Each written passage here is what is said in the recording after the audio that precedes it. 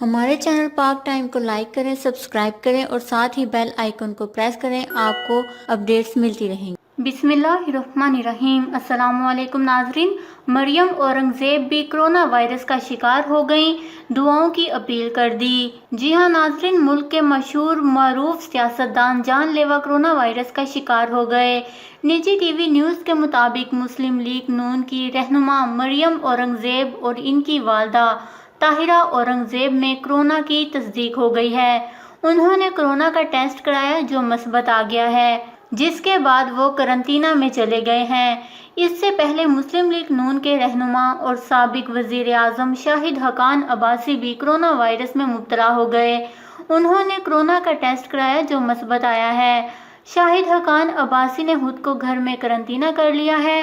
پاکستان مسلم league نون کے صدر شہباز شریف نے شاہد حقان عباسی کے کرونا میں مبتلا ہونے پر اظہار افسوس کرتے ہوئے کہا کہ شاہد حقان عباسی پارٹی کا قیمتی سرمایہ ہیں۔ شہباز شریف کا کہنا تھا کہ شاہد حقان عباسی ایک ایماندار، اہل اور قوم کا درد رکھنے والے قابل اور وفادار انسان ہیں۔ کرونا سے متاثرین کی بڑھتی تعداد نے خوفناک شکل اختیار کر لی ہے۔ اللہ تعالیٰ سے دعا ہے کہ شاہد حقان عباسی سمیت تمام متاثرہ افراد کو صحت کاملہ عطا فرمائے۔ ادھر وزیر ریلوے شیخ رشید احمد کا کرونا ٹیسٹ بھی مثبت آ گیا ہے اور وہ آئسولیشن میں چلے گئے ہیں۔